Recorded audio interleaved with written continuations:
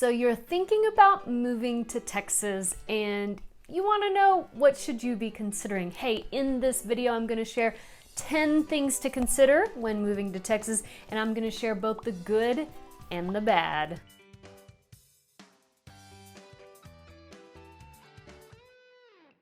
Hi, my name is Dana Pollard and I'm a real estate agent in the Dallas-Fort Worth Metroplex, and I've lived here in Texas since I was 4 years old. And I've been selling real estate as a licensed agent for 12 years, and before that I sold new homes. I've been in property management, had my own investment properties. So all that to say, I've been in real estate a long time and I'm almost a native to Texas. So let's talk about the 10 things to consider when moving to Texas. So let's just get this big one, the negative, out of the way right off the bat, because I have so many people asking me about this and many people commented my videos about this. And so the first one is actually a negative, and it's that our property taxes in Texas are very high. Yes, I'm just gonna come out of the gate right with this. So if you are calculating moving to Texas and you want to get maybe a feel for how much you should calculate, I would say plug the number 2.8% in as an average tax rate for property taxes, okay? Now they can be low, they could be like 2.1, they could be 2.5, but I've seen them as high as 3.1. Yes, you heard that right. So property taxes will vary from city to city and even neighborhood to neighborhood, especially some of these brand new home neighborhoods. If they're like a master planned community, many times you'll have like a PID, a public improvement district, that help to fund that master planned community. And so it really bumps that tax rate up, and it sits there for like 30 years. So good luck with paying it off, but you could pay those PIDs off early, but I don't necessarily recommend it. Anyway, all that to say, they are very high. However, the caveat to that is we do not have state income tax. So maybe where you live now, your property taxes are like 1.2%, I don't know. But take into consideration if you have a state income tax of 10%, and depending on where your income bracket lies, it may be a wash, and you may actually be paying less when it comes to cost of living overall, paying a high property tax rate. Those are just some things to consider. I know that other states don't have a state income tax as well, but for maybe some of you Californians, you may want to consider that.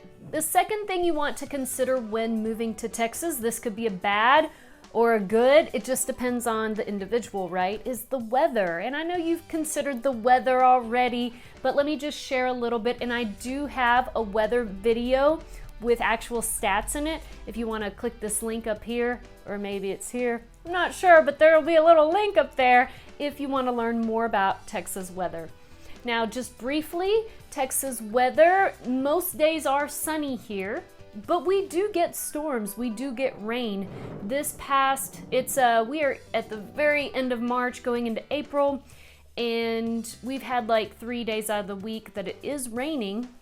But as it gets closer to summer, we're gonna have more sunny days. May is like the peak for storms, hail or tornadoes. Again, watch that video if you want to learn the real stats on that. But overall, the weather here in Texas, I don't mind it. So we do have winters. It does get pretty cold, but not like way cold. And so we may dip below freezing a couple of times a year, maybe 2-3 times, or maybe it'll last a week. Very rarely will we get actual snow. Sometimes we'll have flurries, or if we get an inch or a half an inch of snow, it's like, woohoo, we got snow. The thing to watch out for here is ice. So that's why nobody drives on the road in the winter if it ices, and that's a big snow day. All that to say, we do have tornadoes and we do have hail, but they're not as common as you would expect. So watch that weather video. Now on the weather, I love the hot weather. Maybe you don't. It does get pretty hot about 3 months out of the year, where you're just like, oh my gosh, I'm ready for this summer to be over. Not me, because I like to go swimming at the pool, because that's one of my favorite things to do. But for you, maybe you don't care about swimming, then you're gonna have to stay indoors with the AC unit most of the summer long. So I would say you can go swimming about 5 months out of the year, from about May to September.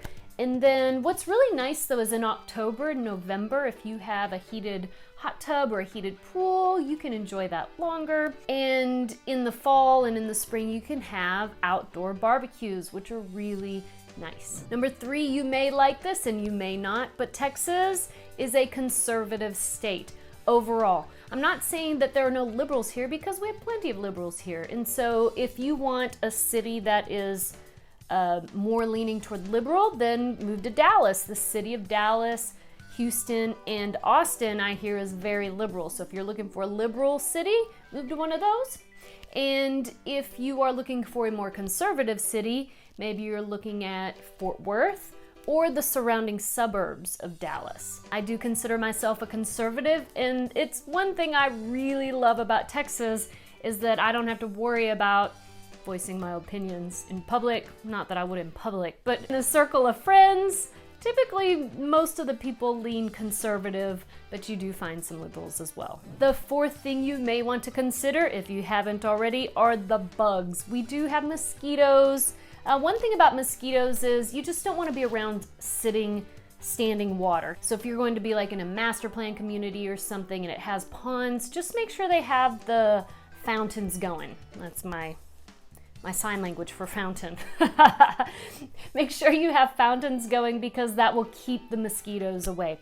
We do have spiders, we call them wolf spiders, and you just want to spray for them. Have pest control come out and it will take care of the spiders. We do have black widows, but again, have your house sprayed, and usually it's really not that big a deal as long as you take care of your home. One question I get quite often is, Dana, what about roaches? I hear roaches are so bad in Texas. Well, they can be. Now, years ago, I used to work in apartments, and when someone was not clean and they did not keep their apartment up, then they get an infestation of roaches. It was terrible, and it would go to their neighboring units because that one person would not take care of the roaches. And so, yes, could be a problem, but it's not everybody. That's like, I think we'd have an apartment complex of like 250 units, and we'd have one person who just couldn't take care of their unit. So, have I ever seen a roach in my own house? Yes, I've seen a roach, and I freak out because I don't want them multiplying, but I take care of it, I get pest control, and I don't see another roach for another year or so. So there you have it on roaches. If you take care of your home, you shouldn't have an issue. Now, ants in Texas, yes. There are ants, and you're gonna have to continually treat. So ants, they are everywhere, no matter how luxurious your home is, no matter where your house is in Texas, you're probably gonna have ants, and you can treat for ants as well. Hey, I have another video that talks more about bugs.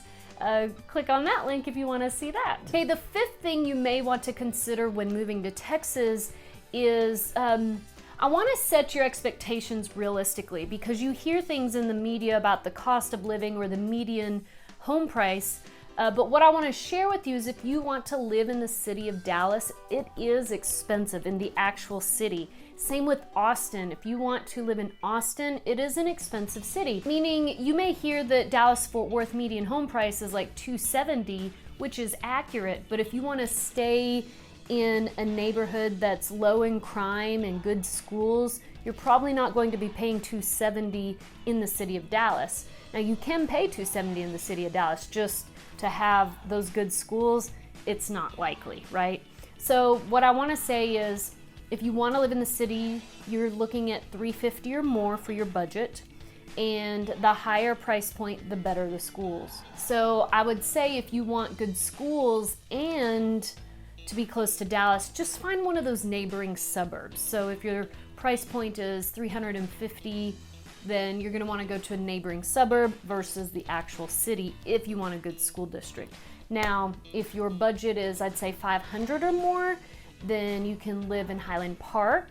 Now, that's going to be a small home in Highland Park, but it's a fantastic school. If you're looking at 800 or million or more, Highland Park is definitely close to downtown Dallas, and you get top-notch schools and a great community. So that's an option by all means, but if that's not your option, a surrounding suburb is great as well. On the scale of pricing for housing in Texas for just the big cities, Austin is the most expensive. Then comes Dallas, Houston, Fort Worth, San Antonio. So if you're just kind of looking at price brackets, okay? But listen, there are plenty of suburbs to choose from to find the home, the community, and the schools that you want. Another thing you want to consider talking about schools is the big cities, like their school districts are ranking really low. Now you have to think about all the people that are in a large city. So I'm not saying you can't get a good education in a big city, but you know, like the big city Dallas doesn't have the best reputation when it comes to test scores. You really have to go to a suburb to get those high-ranking schools. The seventh thing that you want to consider when moving to Texas is that there are many people who do carry concealed weapons, and those are legal, by the way. And so I think it's a great thing though, because like for instance, there was a shooting at a church recently in White Settlement, which is a suburb of Fort Worth. And let me tell you that because we are allowed to carry concealed weapons, that shooter was taken down immediately. If we were not allowed to legally carry concealed weapons, then that shooter would have illegally gotten, if he was that motivated, I'm sure would have gotten his hands on a gun and had a mass shooting. So my perspective, there's my conservative ways coming out for you, but I think it's a good thing because carrying concealed weapons helps protect our families. Another thing to consider when moving to Texas is the diversity here. So some people have this thought about Texas that we're all cowboys and we're all wearing boots and hats, and don't get me wrong, I love my boots. I don't wear a hat everywhere, okay? You can go to the stockyards for that. However, I want you to know that because so many people are moving from all over, from the States, but as well as other countries, we have so much diversity, especially within the city.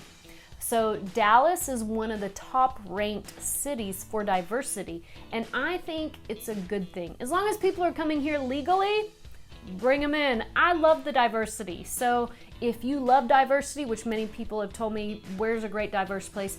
Dallas is very diverse. And so reason I'm saying you want to consider this though, is I want to set your expectations, not all just country rednecks here in Texas. Number 9, the homes here in Texas are a little different than most parts of the nation. And so most of our homes are brick, and we don't have basements here. And so you may have already heard that, but the reason we don't do basements, it's not that we can't build basements, it's that they're very expensive to build here in Texas to seal it off appropriately so that water doesn't penetrate the basement. So many homes here in Texas, especially 5 years old or older, are very Texas style, very traditional, and sometimes you're gonna find, even in these multi-million-dollar ranches, a very Texas, not cabin, but rustic. Rustic is a good word for some of these homes, especially these ranches, multi-million-dollar ranches. Many of them, they go for the rustic Texan, all-out Texan feel.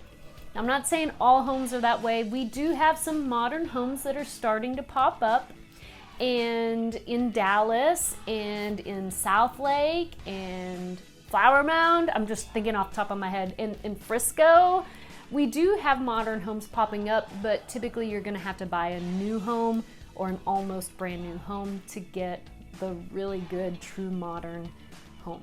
Here in Texas, we don't value the homes with siding very much. We value the brick homes. Although that trend is changing a little bit with that whole farmhouse style that has gone on over the past few years. And the last thing I wanna share with you, and you may know this, you may or may not know this, but the soils are different here in Texas. So if you're moving to Texas and you're going to buy a home, if you haven't heard yet, we have a clay-based soil.